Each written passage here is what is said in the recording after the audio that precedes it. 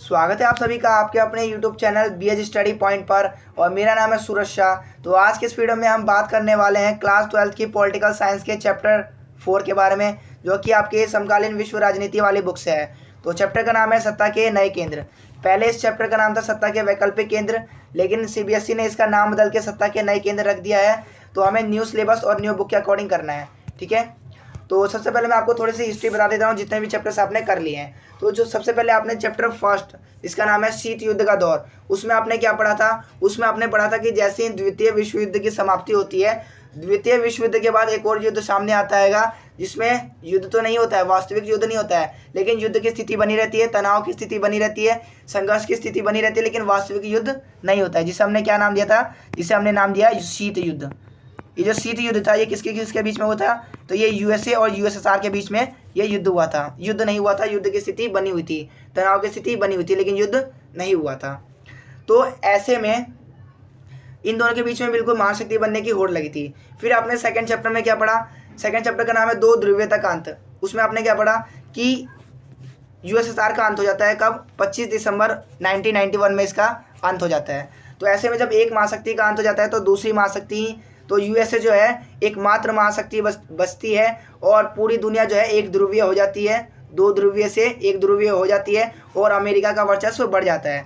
फिर आपने third chapter में क्या देखा कि अमेरिका ने जो है अमेरिका का जब वर्चस्व बढ़ जाता है, जब एक ध्रुवीय विश्व हो जाती है पूरी दुनिया, तो ऐसी स्थिति में अमेरिका का वर्चस्व बढ़ जाता है और वो अपना वर्चस्व दिखाने के लिए दूसरे देशों पर आक्रमण करता है, हमला करता है। जैसे कि आपने इराक वाला भी मामला देखा था कि अमेरिका ने इराक पर हमला किया था, जबकि UNO ने इसकी परमिशन नहीं दी थी, फिर भी अमेरिका ने इराक पर हमला किया था और सद्दाम हुसैन को मारा था। जब हालांकि जो है वो USA का कहना था कि जो सद्दाम हुसैन है वो जो है मानव जाति के लिए काफ़ी ज़्यादा खतरनाक हथियार बना रहा है, लेकिन जब उसकी चेकिंग हुई तो पता चला कि ऐसे कोई हथियार वहाँ पर बरामद नहीं हुए, लेकिन बस अमेरिका अपना वर्चस्व दिखाने के लिए उसने इराक पर हमला किया था। आपको ये पता है? फोर्थ चैप्टर में आप पढ़ोगे कि इसी बढ़ते वर्चस्व को रोकने के लिए सत्ता के कुछ नए केंद्र उभर के सामने आते हैं, कुछ संगठन बनाए जाते हैं, ठीक है, जो कि कुछ देशों का संगठन होता है जिसने अमेरिका के वर्चस्व को रोकने के लिए और उसका मुकाबला करने के लिए इन बहुत से संगठनों का निर्माण किया, जिसमें आप यूरोपीय यूनियन के बारे में पढ़ेंगे, आसियान के बारे में पढ़ेंगे, शार्क के बारे में पढ़ेंगे, ब्रिक्स के बारे में पढ़ेंगे और कुछ देशों के बारे में पढ़ोगे जिसने अमेरिका के वर्चस्व का मुकाबला करने के लिए जो है महत्वपूर्ण भूमिका निभाई। तो आज की इस वीडियो में जो है हम यूरोपीय यूनियन के बारे में चर्चा करेंगे कि यूरोपीय यूनियन के उद्देश्य क्या थे बनने के, इसकी विशेषताएं क्या थी और इसकी ताकतों के कारण क्या थे, जिसके वजह से ये इतना महाशक्ति बनी, इतनी बड़ी जो है ये यूनियन बनी कि इसने अमेरिका जैसे महाशक्ति को टक्कर दी और इसके वर्चस्व को कम किया। तो सबसे पहले मैं आपको बता दूं, अगर आप मेरे चैनल पर नए आए हैं तो इसे जल्दी से सब्सक्राइब कर दीजिए ताकि हमारी वीडियोज़ आप तक पहुँचते रहे। तो इसकी स्टार्टिंग होती है सेकेंड वर्ल्ड वॉर से। मैंने अभी आपको बताया था कि जब सेकेंड वर्ल्ड वॉर का जो टाइमिंग है वो हैगी 1939 से 45 के बीच में।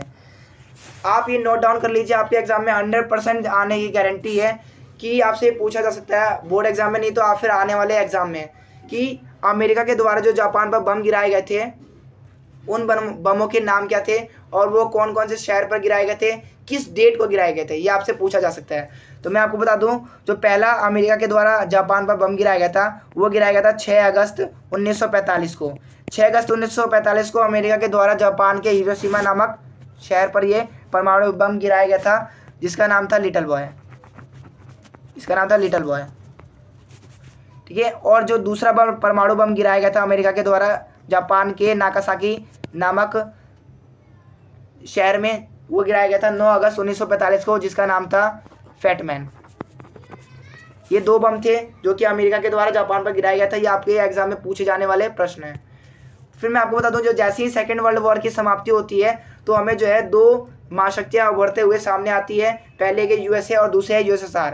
फिर मैंने आपको बताया था कि 25 दिसंबर 1991 में USSR का विघटन हो जाता है, यानी USSR खत्म हो जाता है। तो ऐसी स्थिति में एक ही मात्र महाशक्ति बचती है और पूरी दुनिया एक ध्रुवीय विश्व हो जाती है, जिससे अमेरिका का वर्चस्व काफ़ी ज़्यादा बढ़ जाता है। तो अमेरिका के वर्चस्व को रोकने के लिए, अमेरिका के बढ़ते वर्चस्व का मुकाबला करने के लिए राजनीतिक और आर्थिक दृष्टि से सत्ता के कुछ वैकल्पिक केंद्र उभर के सामने आते हैं, जिसको आप जो है इस चैप्टर में पढ़ेंगे, जिसमें आ जाते हैं आपके यूरोपीय यूनियन आ जाते हैं, आसियान आ जाता है, शार्क आ जाता है, आपका कुछ देश आ जाते हैं, ठीक है, ब्रिक्स भी आ जाते हैं, जो कि अमेरिका के बढ़ते वर्चस्व का मुकाबला करने के लिए ये संगठन बन के सामने आते हैं। तो ये संगठन बनते हैं, इनके कुछ उद्देश्य भी होते हैं, जैसे आसियान, यूरोपीय यूनियन, शार्क, ये जो संगठन बने हैं इनके कुछ उद्देश्य भी होते हैं।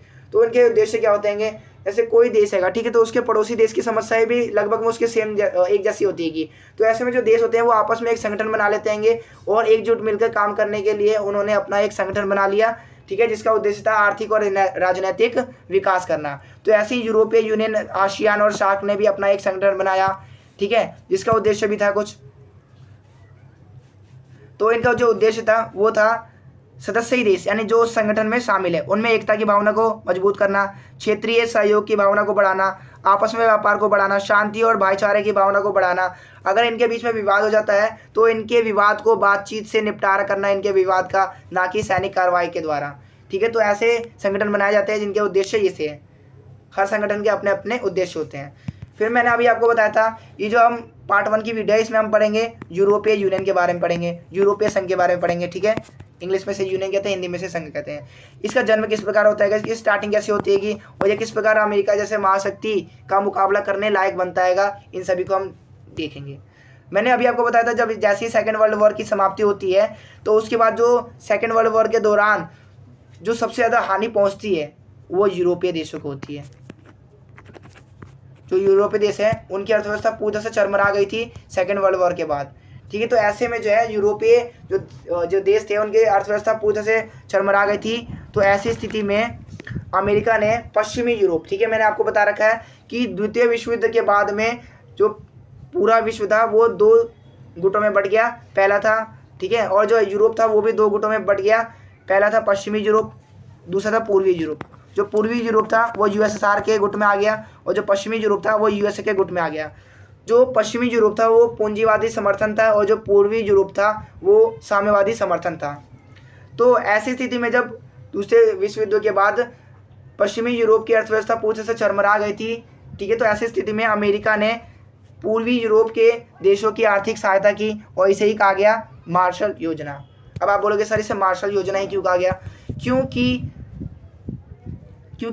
ये जो योजना का ये जो विचार था ये अमेरिका का एक विदेश मंत्री था जिसका नाम था जॉन मार्शल।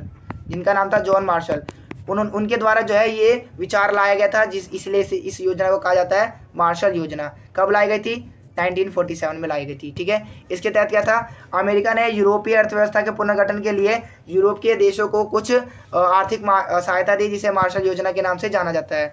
फिर 1948 में क्या होता है, इसी योजना के तहत यूरोपीय आर्थिक सहयोग संगठन की स्थापना की जाती है जिसमें पश्चिमी यूरोप के देशों को आर्थिक मदद दी जाती है, ठीक है। पश्चिमी यूरोप, पूर्वी यूरोप तो यूएसएसआर के समर्थन में था। फिर अप्रैल 1951 में क्या होता है, यूरोपीय कोयला और इस्पात समुदाय का गठन किया जाता है। मैं आपको बता दूं 9 मई 1950 को फ्रांस के विदेश मंत्री जिनका नाम था रॉबर्ट शूमा, ठीक है, रॉबर्ट शूमा, इनके नेतृत्व में एक घोषणा लाई जाती है कि जिसमें कहा जाता है कि यूरोपीय कोयला और इस्पात समुदाय का गठन किया जाएगा, ठीक है। तो ये जो प्रस्ताव लाया गया था ये 9 मई 1950 को लाया गया था, लेकिन जब इस पर हस्ताक्षर हुए वो हुए थे अप्रैल 1951 में हुए थे, ठीक है।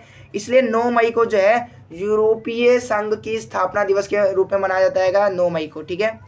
तो ये जो अप्रैल 1951 में यूरोपीय कोयला और इस्पात समुदाय की जो स्थापना की गई थी ये पेरिस, जो कि फ्रांस की राजधानी है, तो पेरिस में जो है इन 6 सदस्यों ने जो है इस संधि पर हस्ताक्षर किए थे। कौन कौन से सदस्य थे, तो फ्रांस, यहाँ पे देख सकते हैं, France, Luxembourg, Belgium, Netherland, Germany और इटली, ये 6 सदस्यीय देश थे जिन्होंने इस संधि पर हस्ताक्षर किए। फिर उसके बाद जो है मार्च 1957 में क्या हुआ, यूरोपीय आर्थिक समुदाय यानी ईईसी का गठन हुआ। किसके तहत, रोम संधि के तहत जो है इसका गठन किया गया था। रोम जो है ये इटली की राजधानी है, ठीक है। तो इसमें जो है एक संधि की गई, ठीक है, जिसमें जो है ये यूरोपीय कोयला इस्पात समुदाय का नाम बदल के जो है यूरोपीय आर्थिक समुदाय रख दिया गया है, ईईसी के फुल फॉर्म होती है कि यूरोपीय इकोनॉमी कम्युनिटी, ठीक है। फिर 1973 में क्या होता है, डेनमार्क, आयरलैंड और यूके, ये तीनों ही जो है यूएई के ईईसी के सदस्य बन जाते हैं, ठीक है। ईईसी मतलब यूरोपीय इकोनॉमिक कम्युनिटी। फिर 1978 में क्या होता है, जो जो ईईसी था, अभी ये यूरोपीय संघ नहीं बना है, अभी ये ईईसी है, ठीक है, यूरोपीय आर्थिक समुदाय है, अभी ये नहीं बना। तो 1978 में क्या था, यूरोपीय संसद का गठन होता है। धीरे धीरे जो है ये अपना राजनीतिक स्वरूप भी स्टार्ट करने लगते हैं, क्योंकि इनका जब इनकी स्थापना की गई थी तो इनका उद्देश्य था कि यूरोप के जो भी देश हैं जिनकी अर्थव्यवस्था पूरी तरह से चरमरा गई है, उनके पुनर्गठन करना, उनको आर्थिक सहायता देना। लेकिन धीरे धीरे जो है ये राजनीतिक स्वरूप भी इनका शुरू हो गया और इन्होंने अपनी खुद की संसद का गठन किया। और आज जो है यूरोपीय संघ के अपनी संसद है, अपनी काउंसिल है, ठीक है, अपनी जो है एक न्यायपालिका है, ठीक है, अपनी जुडिशियस है। फिर 1981 में क्या होता है, ग्रीस भी ईईसी में शामिल हो जाता है। फिर आता है 1985 में जो है शांगेन संधि होती है। शांगेन संधि बहुत ही ज़्यादा इंपॉर्टेंट है, आपको इसके बारे में पता होना चाहिए। शांगेन संधि क्या थी, शांगेन जो है ना, ये एक जगह का नाम है जो कि कहाँ पड़ता है, ये जो है लग्जमबर्ग में एक शहर है जिसका नाम है शांगेन। तो शांगेन में जो कि लग्जमबर्ग में है, तो वहाँ पर जो है कई जो ये ईईसी के जो 10 सदस्य हैं, ठीक है, यहाँ पर देखो, यहाँ पर 6 थे, यहाँ पर 3 जुड़े और यहाँ पर 1 जुड़ा, तो 10 हो गए। तो 10 सदस्य तो ये थे ही, और भी यूरोपीय देशों के सदस्य थे जिन्होंने शांगेन संधि पर हस्ताक्षर किए। और इस संधि के तहत ये कहा गया कि अब जो है सीमा नियंत्रण को समाप्त कर दिया जाएगा, ठीक है। अब जो है हमें वीज़ा की जरूरत नहीं होगी। यूरोप के किसी भी देश में आने जाने के लिए आपको जो है वीज़ा की आवश्यकता होती थी, यानी कि अनुमति पत्र की आवश्यकता होती है, अनुमति पत्र की आवश्यकता होती थी। किसी भी देश में जब हम जाते हैं तो वहाँ पर हमें वीज़ा चाहिए ही होता है। तो शांगेन संधि के द्वारा इस वीज़ा को जो है हटा दिया गया, आपको ये पता होना चाहिए। फिर बात की जाए तो आप देख सकते हैं यहाँ पर जो 1957 में इसमें 6 सदस्य शामिल थे। फिर 78 में जो है 2 सदस्य शामिल हुए, ठीक है। मैंने अभी आपको बताया था कि 1708 में जो है इसमें आइसलैंड, यूके और डेनमार्क, ये 3 देश शामिल हुए थे 1978, अभी मैंने बताया था आपको। लेकिन फिर आप बोलोगे सर आपने यहाँ पर 2 ही क्यों लिखा है। 2 इसलिए लिखा है क्योंकि 2020 में जो है यूके अलग हो चुका है यूरोपीय यूनियन से, इसीलिए, ठीक है, इसलिए मैंने यहाँ पर लिखा है 3-1। अभी मैं आपको बताऊंगा कि इसकी कहानी क्या थी। फिर ऐसे ही आप देख सकते हैं इतने सारे सदस्य जुड़ते गए और आज जो है वर्तमान में जो यूरोपीय यूनियन है उसमें 27 देश शामिल हैं। फिर 1986 की बात होती है तो स्पेन और पुर्तगाल भी इसमें शामिल हो जाते हैं। फिर फरवरी 1992 में जो है maastricht की एक संधि होती है कि जिसके तहत जो है यूरोपीय संघ का गठन होता है। यानी फरवरी 1992 में जो है यूरोपीय यूनियन का गठन होता है। ये इसका जो है झंडा है, ठीक है, जिसमें 12 आपको सितारे दिख रहेंगे जो कि एक घेरा बना के है। तो मैं आपको बता दूं फरवरी 1992 में maastricht की एक संधि होती है जिसके तहत यूरोपीय यूनियन का गठन किया जाता है। फिर 1995 में ऑस्ट्रिया, स्वीडन और फिनलैंड भी इसमें शामिल हो जाते हैं। फिर जनवरी 1902 में क्या होता है, जो यूरोपीय यूनियन है, यूरोपीय संघ है, इसने अपनी खुद की मुद्रा जारी कर दी जिसका नाम दिया गया यूरो। लेकिन उस समय जो है सभी देशों ने इसको अपनाया नहीं। जनवरी 2002 में केवल 12 ही देशों ने इसका समर्थन किया था, इस मुद्रा का, ठीक है। वर्तमान की बात की जाए तो 19 देशों ने इसको अपना रखा है। अभी भी जो है डेनमार्क, स्वीडन और यूके ने यूरो मुद्रा को नहीं अपनाया है। आप मुझे कमेंट में बताइए यूके की मुद्रा का नाम क्या है, ठीक है। और 2004 की बात की जाए तो 2004 में जो है 10 सदस्य और भी यूरोपीय यूनियन में शामिल होते हैं, जिसमें से साइप्रस, चेक गणराज्य, एस्टोनिया, हंगरी, लताविया, लिथुआनिया, माल्टोवा, Poland, Slovakia, Slovenia, Bulgaria, Romania, ये सारे सदस्य जो है शामिल होते हैं। फिर 2012 में जो है यूरोपीय संघ, ठीक है, जो यूरोपीय संघ है आपका, इसे जो है दुनिया का सबसे बड़ा पुरस्कार, नोबेल पुरस्कार दिया जाता है, वो भी किसके लिए, शांति के लिए। तो आपसे एक पूछा जा सकता है 1 नंबर में कि यूरोपीय संघ को नोबेल पुरस्कार कब दिया गया था, 2012 में दिया गया था यूरोपीय संघ को, ठीक है। और 2013 में जो यूरोपीय यूनियन का जो अंतिम सदस्य 28वां जो देश था वो बना था क्रोएशिया, ठीक है। क्रोएशिया जो है ये अंतिम सदस्य था यूरोपीय यूनियन का। फिर अब मैं आपको बताता हूँ कि ब्रिटेन का किस प्रकार से विघटन होता है, किससे, यूरोपीय यूनियन से। तो 23 जून 23 जून 2016 को क्या होता है, जो ब्रिटेन की जो जनता है उन्होंने इसका विद्रोह कर दिया कि हमें जो है यूरोपीय यूनियन से अलग होना है, हमें यूरोपीय यूनियन के साथ नहीं रहना है। तो ऐसे में क्या हुआ, 23 जून 2016 को जो है जनमत संग्रह कराया गया, यानी कि जनता से राय पूछी गई, तो वोट हुआ। तो उसमें से जो है 52% जो वोट गया वो इस समर्थन में गया कि हमें यूरोपीय यूनियन से अलग होना है, और जो 48% था वो समर्थन गया कि हमें यूरोपीय संघ के साथ रहना है। तो ऐसे में जो है बहुमत के साथ जो है वोट गया और जनमत संग्रह के द्वारा ब्रिटेन जो है यूरोपीय संघ से अलग हो गया। कब हुआ, तो ये हुआ 31 जनवरी 2020 को। ठीक है, 31 जनवरी 2020 को जो ब्रिटेन है वो यूरोपीय संघ से अलग हो गया, इसे ब्रेक्जिट कहा गया। ठीक है, ब्रेक्जिट मतलब BR से मतलब ब्रिटेन और एग्जिट मतलब बाहर। ठीक है, तो ऐसे ही मैं आपको बता दूं हंगरी के साथ भी ऐसे ही हैगा। हंगरी ने भी अभी कुछ समय पहले ही जो है अनाउंसमेंट की थी कि वो भी यूरोपीय यूनियन से अलग होना चाहता है, जिसे कहा गया एग्जिट। HU से मतलब हंगरी और एग्जिट से मतलब बाहर। ठीक है, और मैं आपको बता दूं वर्तमान में जो यूरोपीय यूनियन है उसमें 27 सदस्य शामिल होंगे। मैंने अभी आपको बताया था 28वां सदस्य जो है वो क्रोएशिया था जो कि 2013 में शामिल हुआ था, लेकिन जो ब्रिटेन है वो हट गया, इसलिए अब 27 देश बचे हुए हैं। आपसे पूछा जा सकता है कि यूरोपीय यूनियन का अंतिम सदस्य कौन था, तो आप लिखोगे क्रोएशिया था, 2013 में बना था।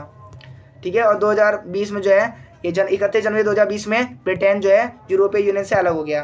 और मैं आपको बता दूं जो UNO यानी कि यूनाइटेड जो संयुक्त राष्ट्र संघ है उसका जो सुरक्षा परिषद में जो स्थायी सदस्य के सीट है वो फ्रांस को दी गई है।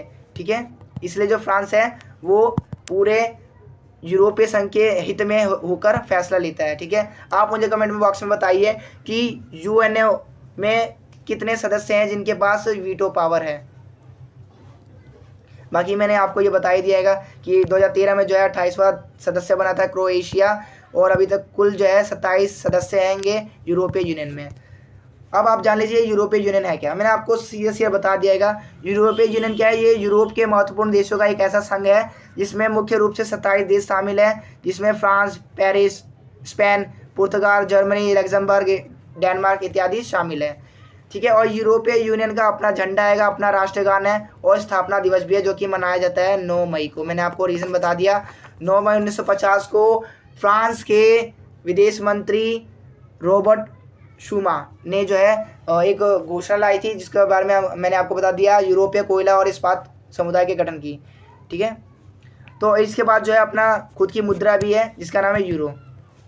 अब जो यूरोपीय यूनियन है हर एक संगठन के बनाने के कुछ उद्देश्य होते हैं, तो यूरोपीय संघ के भी कुछ उद्देश्य थे, जिसमें से पहला उद्देश्य था एक समान विदेश और सुरक्षा नीति। ठीक है, एक समान मुद्रा का प्रचलन। ठीक है, ये चाहते थे कि एक समान ही मुद्रा चले पूरे यूरोपीय संघ में, जितने भी यूरोपीय संघ में देश हैं। लेकिन अभी भी जो है कुछ देशों ने इसको अस्वीकार किया हुआ है। सभी देशों में यूरोपीय संघ की जो मुद्रा है यूरो वो नहीं चलती है। ठीक है, UK, स्वीडन और डेनमार्क ने भी इसे अपनाया नहीं है। और जो इसका उद्देश्य था वो था वीज़ा मुक्त आवागमन, कि बिना किसी वीज़ा के जो है एक देश से दूसरे देश में जाया जा सके। ठीक है, इसका उद्देश्य था। और आंतरिक मामलों और न्याय से जुड़े मामलों पर सहयोग। ठीक है, कि अगर कोई मामला हो जाता है, कोई विवाद हो जाता है अपने ही देशों के बीच में, तो उसमें कोई तीसरा इन्वॉल्व ना हो, जो है बातचीत से इसका निपटारा किया जा सके, इसका ये उद्देश्य था। अब आपसे जो है एक क्वेश्चन पूछा जा सकता है, ये 100% आने वाले क्वेश्चन हैं। आपसे पूछा जा सकता है कि यूरोपीय यूनियन की विशेषताएं बताइए, या फिर यूरोपीय संघ के महत्वपूर्ण बनने के कौन कौन से कारक या फिर कारण थे उसको बताइए। तो ये 100% छपने वाला प्रश्न है, मैं आपको बता दे रहा हूँ।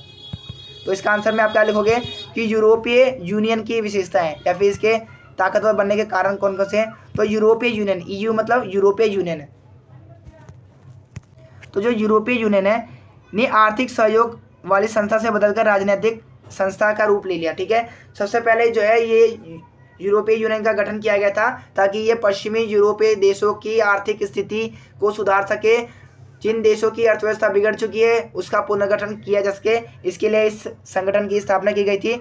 लेकिन धीरे धीरे जो है ये आर्थिक से राजनीतिक भी होता गया। एक विशाल राष्ट्र राज्य के रूप में ये कार्य करता है। ठीक है, जैसे कि मैंने आपको बताया था इसमें जो है 27 देश आएंगे। और जो 27 देश है ये इसके राज्य के रूप में है, और ये जो यूरोपीय यूनियन है ये पूरा एक देश है जिसके तहत ये एक राष्ट्र राज्य के रूप में कार्य करता है। इसकी विशेषताओं की बात की जाए तो पहली विशेषता है कि मजबूत अर्थव्यवस्था। यूरोपीय अर्थव्यवस्था दुनिया की जो है एक मजबूत अर्थव्यवस्था होने के साथ साथ 2016 में, ये 2016 का आंकड़ा, ठीक है, आपके नई एनसीईआरटी बुक में 2016 का आंकड़ा दिया हुआ है, आप नई एनसीईआरटी खरीदिए, ठीक है। तो एक मजबूत अर्थव्यवस्था होने के साथ साथ 2016 में यूरोप की दुनिया की दूसरी सबसे बड़ी अर्थव्यवस्था थी। इसका जो सकल घरेलू उत्पाद है यानी इसका जो जीडीपी है वो 17,000 अरब डॉलर से भी अधिक है, जो कि अमेरिका से भी अधिक है।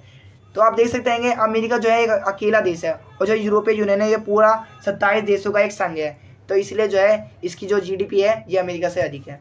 दूसरी इसकी विशेषता है कि परमाणु शक्ति। मैंने अभी आपको बताया था कि जो फ्रांस हैगा वो यूएनओ का जो है स्थायी सदस्य भी हैगा, इसके पास जो है वीटो पावर भी है। इसी के साथ साथ जो है जो फ्रांस है ये परमाणु संपन्न देश भी है, जो कि एक यूरोपीय यूनियन का एक सदस्य है। बात की जाए यूएनओ में सदस्यता की, मैंने अभी आपको बताया था कि जो फ्रांस हैगा उसे यूएनओ में स्थायी सदस्यता की सीट मिली हुई है, यानी इसके पास भी जो है वीटो पावर है। इसका प्रयोग जो है ये यूरोपीय संघ के हित में करता हैगा, और इसी कारण जो है यूरोपीय संघ अमेरिका सहित सभी देशों की नीतियों को प्रभावित करता है। जो हमारा नेक्स्ट पॉइंट है वो है व्यापार।